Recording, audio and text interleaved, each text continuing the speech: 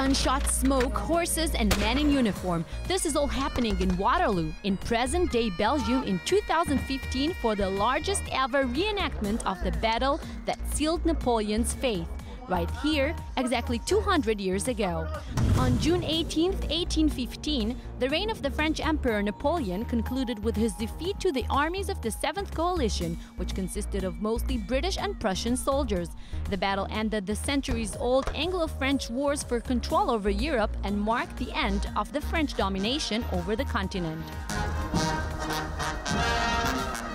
The bicentennial event included some 5,000 participants from 52 different countries, 300 horses and 100 cannons, all coming together to bring the legendary battle back to life in front of a captivated audience of 60,000 people.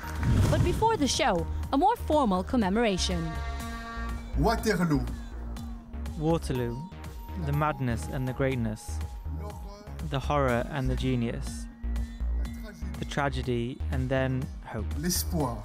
The Belgian government spent 10 million euros for these ceremonies meant to help remember the human loss, but also celebrate Europe's reconciliation hundreds of years later. Our focus this week is on Belgium. Hi, welcome to our focus on Belgium.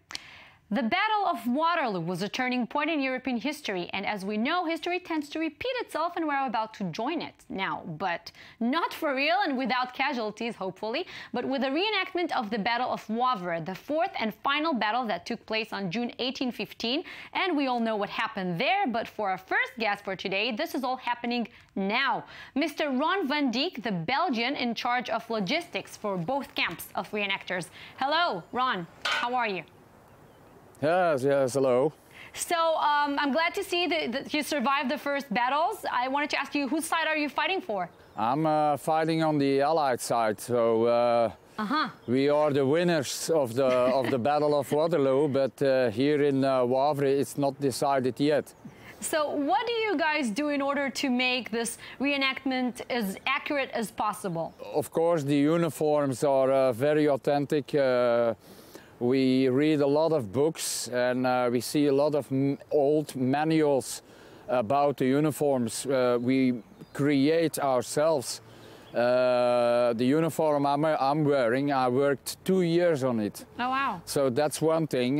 Then we have an education how to use the arms, the guns. So it's not a walk in the park that you say, I want to participate in the Battle of Waterloo or the Battle of Wavre. You can't do it in an instant. You need to be educated how to deal with a gun safely. Indeed. And I wanted to ask you, what are the logistic challenges that you had to deal with? Well, of course, we are reenactors. The word says itself. We are actors. So we do live in 2015, and we try to live as authentic as possible. But for instance, at the Battle of Waterloo, we had to make arrangements for 6,500 participants, even women, children, some 360 horses. So that's a logistic ordeal. And is it somewhat maybe dangerous to take part in such a reenacted battle? Well, the Battle of Waterloo proved that it is not without a risk. We had about 120 people brought to the hospital, not during the battle, but in the bivouac. So it's hardship to live in a tent, to sleep on straw for a whole week. We are not used to do that. But we did it, and we are going to do this once again in Wavre for 4 nights. But on the battlefield, with 360 horses, 5,000 soldiers shooting around, anything can happen. So we were very happy in Waterloo. We hadn't many casualties during the battle. The last figure was around 6 during the battle, so that is on a number of 5,000 people. It's not that much. So it's not without a risk, yeah. And one more question. How do you decide who gets to be Napoleon? That was something, a story that went on for 1 year. We have actually 3 guys who are playing Napoleon. We have a Frenchman, we have an American actor, and we have a Belgian. And the Belgian, he looks like Napoleon, but he has not the flair of Napoleon.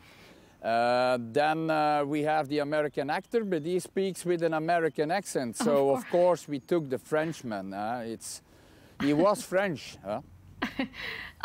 Thank you so much for this interview, Mr. Van Dijk. I really hope you survive through history and make it through the fighting.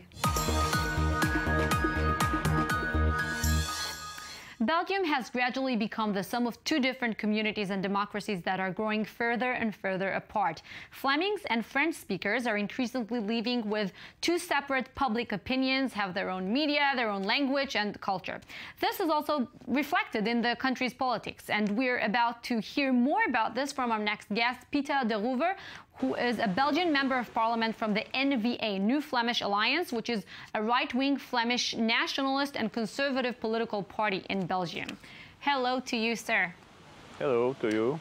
So there might appear to be a problem in your country between 2 ethnic groups. How is this tension being felt on the ground? I don't think it's quite an ethnic division. We are 2 language groups. And that means that, let us say, the public opinion has its own way of expressing itself, and that is translated in quite a different political view. In elections, we see that Wallonia votes center to the left. Flanders has a more center to the right approach. And so if we want to have one Belgium policy, one of the 2 groups is frustrated. So with a society consisting of 2 major groups, can we say that Belgium is in effect a federal country without a federal democracy? Should this political system be changed in your view? And we think that Wallonia should be governed as the Wallonian voters want to be governed, but that implies that, of course, the politics should be separated, and that would be a huge advantage for democracy. But in that case, Flemish people would be governed as they wish, as they express their opinion at the polls, and in Wallonia it would be the same. So what does it mean actually financially when you guys say you want more autonomy? Let's say that in Flanders we want a more liberal approach to economy, and in the south it's a more socialist approach.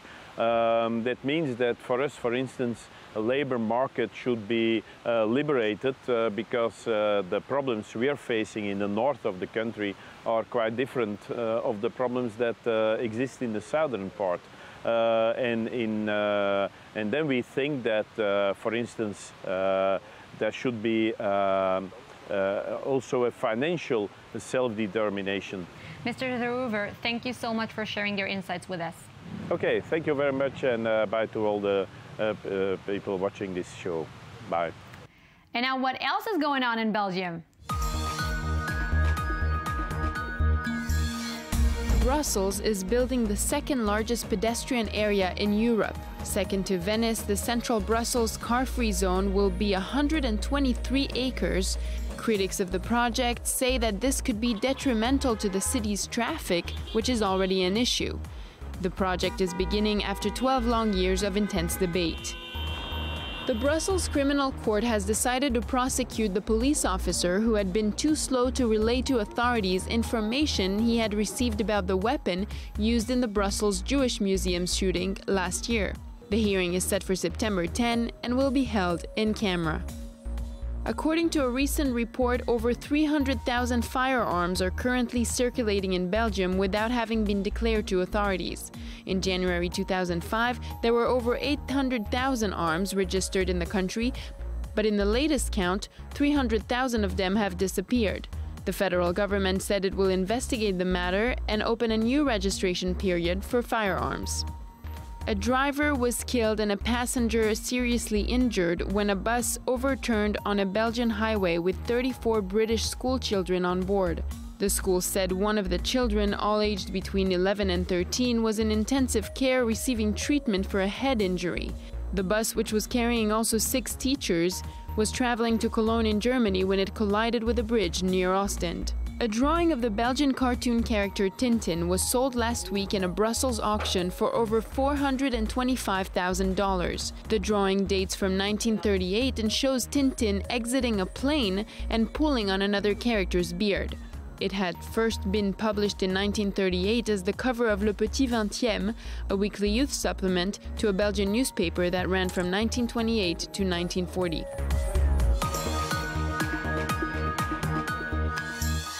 One of the biggest issues that Belgium deals with nowadays is euthanasia. This after doctors granted a 24-year-old Belgian woman, identified only as Laura, the right to die by lethal injection. According to the local press, she suffers from depression and has had a death wish since childhood. Now, our next guest is Jacqueline Hermanis, president of the Belgian ADMD, the Association for the Right to Die with Dignity. Hello, Jacqueline. Thank you for joining us today. You're welcome. So euthanasia seems to be getting more spotlight in your country recently. How do you explain the attention it's getting and the growing rate? In Belgium, we know this law for more than 13 years. And because there is no more taboo, it's possible to tackle and to cope with other issues like depression, like psychotic diseases. And so I understand that abroad it's a very difficult issue. It's still a difficult issue in Belgium because it's a difference between, patient with cancer. You see it, you see the disease, but people suffering from psychiatric disease is much more difficult. Yeah, indeed. So recently your country allowed people who are not physically ill but mentally ill to undergo euthanasia. But where do you draw the line? You have to take account of 3 main provisions. First, it has to be at the request of the patient. Without request of the patient, there is no euthanasia. And this request has to be well informed, voluntary, without outside pressure. Secondly, the patient has to present a medical affection. And this affection has to be severe, incurable. So it's not only because you are very sick, it has to be also incurable. And third, you have to present suffering on physical ground or on mental ground. So when you look at the law, it's possible that a person suffering from psychiatric illness, disorder, would request a euthanasia. And Jacqueline, how is your association dealing with criticism that comes from religious or medical factors? Criticism are coming much more from abroad and from a minority in Belgium. Jacqueline Hermanis, thank you so much for this interview. I thank you very much. Belgium is famous around the world for its high-quality chocolate. The country produces over 170,000 tons of it every year, and chocolate shops form a strong part of the urban scenery in central Brussels. One of the great brands is the Whittemer Café shop that has been a landmark in Brussels since 1910. It is also the official chocolate supplier to the Court of Belgium. And now we're joined by the current owner of the place, Miriam Whittemer. Hello. Hello. So Miriam, you basically belong to a chocolate dynasty. Tell us, how did this obsession of your family with chocolate first start? As you said, it's a family business. It started with a pastry in 1910 with my grandfather, followed by my parents. And after, my brother, who is also my partner, started the chocolate business in 1965. And I know that you guys made the cake for King Philip's wedding. How challenging was it to make a royal cake? That one was very important. I remember it very clearly. I went with the vans to the royal palace. Personally, I have lots of souvenirs with our royal family, and very nice ones. So yes, it's very important for me to please them and to be aware and, about what they like, and to reply to their demand. And I'm very proud of our royal family. And thank you all for being with us and watching. I bet you're all craving something sweet now. So we'll leave you with nice images, and join us again next week on another Focus.